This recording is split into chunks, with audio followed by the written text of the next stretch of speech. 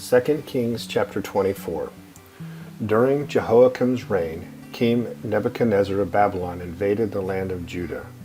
Jehoiakim surrendered and paid him tribute for 3 years, but then rebelled. Then the Lord sent bands of Babylonian, Aramean, Moabite, and Ammonite raiders against Judah to destroy it, just as the Lord had promised through his prophets. These disasters happened to Judah because of the Lord's command. He had decided to banish Judah from his presence because of the many sins of Manasseh, who had filled Jerusalem with innocent blood. The Lord would not forgive this. The rest of the events in Jehoiakim's reign and all his deeds are recorded in the book of the history of the kings of Judah. When Jehoiakim died, his son Jehoiachin became the next king. The king of Egypt did not venture out of his country after that, for the king of Babylon captured the entire area formerly claimed by Egypt, from the brook of Egypt to the Euphrates River. Jehoiachin was 18 years old when he became king, and he reigned in Jerusalem 3 months. His mother was Nehushta, the daughter of Elnathan from Jerusalem. Jehoiachin did what was evil in the Lord's sight, just as his father had done. During Jehoiachin's reign, the officers of King Nebuchadnezzar of Babylon came up against Jerusalem and besieged it. Nebuchadnezzar himself arrived at the city during the siege. Then King Jehoiachin, along with the queen mother, his advisors, his commanders, and his officials, surrendered to the Babylonians. In the 8th year of Nebuchadnezzar's reign, he took Jehoiachin prisoner. As the Lord had said beforehand, Nebuchadnezzar carried away all the treasures from the Lord's temple and the royal palace. He stripped away all the gold objects that King Solomon of Israel had placed in the temple. King Nebuchadnezzar took all of Jerusalem captive, including all the commanders and the best of the soldiers, craftsmen, and artisans, 10,000 in all. Only the poorest people were left in the land. Nebuchadnezzar led King Jehoiachin away as a captive to Babylon, along with the queen mother, his wives and officials, and all Jerusalem's elite. He also exiled 7,000 of the best troops and 1,000 craftsmen and artisans, all of whom were strong and fit for war.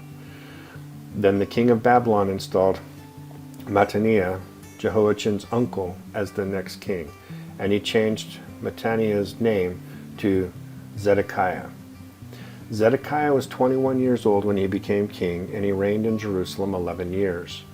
His mother was Hamutal, the daughter of Jeremiah from Libnah. But Zedekiah did what was evil in the Lord's sight, just as Jehoiakim had done. These things happened because of the Lord's anger against the people of Jerusalem and Judah, until he finally banished them from his presence and sent them into exile. Zedekiah rebelled against the king of Babylon. 2 Kings chapter 25. So on January 15th, during the 9th year of Zedekiah's reign, King Nebuchadnezzar of Babylon led his entire army against Jerusalem. They surrounded the city and built siege ramps against its walls. Jerusalem was kept under siege until the 11th year of King Zedekiah's reign. By July 18th, in the 11th year of Zedekiah's reign, the famine in the city had become very severe, and the last of the food was entirely gone. Then a section of the city wall broke down. Since the city was surrounded by the Babylonians, the soldiers waited for nightfall and escaped through the gate between the 2 walls behind the king's garden. Then they headed toward the Jordan Valley.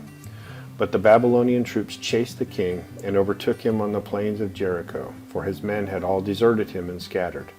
They captured the king and took him to the king of Babylon at Riblah, where they pronounced judgment upon Zedekiah. They made Zedekiah watch as they slaughtered his sons. Then they gouged out Zedekiah's eyes, bound him in bronze chains, and led him away to Babylon. On August 14th of that year, which was the 19th year of King Nebuchadnezzar's reign, Nebuzaradan, the captain of the guard and an official of the Babylonian king, arrived in Jerusalem. He burned down the temple of the Lord, the royal palace, and all the houses of Jerusalem. He destroyed all the important buildings in the city. Then he supervised the entire Babylonian army as they tore down the walls of Jerusalem on every side. Then Nebuzaradan, the captain of the guard, took as exiles the rest of the people who remained in the city, the defectors who had declared their allegiance to the king of Babylon, and the rest of the population. But the captain of the guard allowed some of the poorest people to stay behind to care for the vineyards and fields.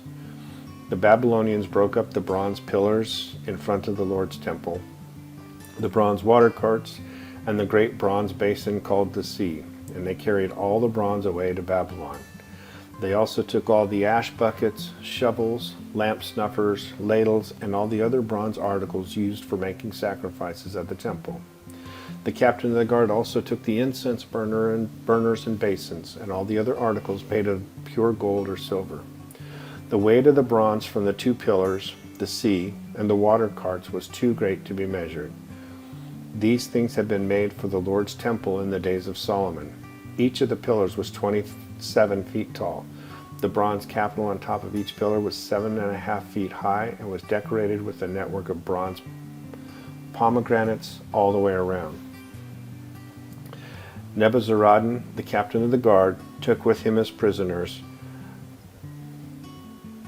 Seraiah, the high priest, Zephaniah, the priest of the second rank, and the 3 chief gatekeepers.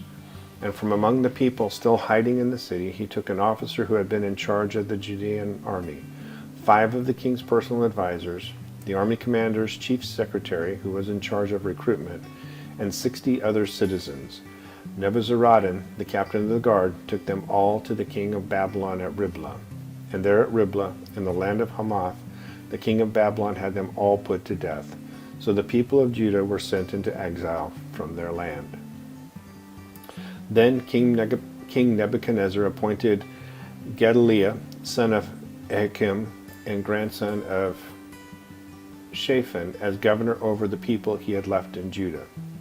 When all the army commanders and their men learned that the king of Babylon had appointed Gedaliah as governor, they went to see him at Mizpah.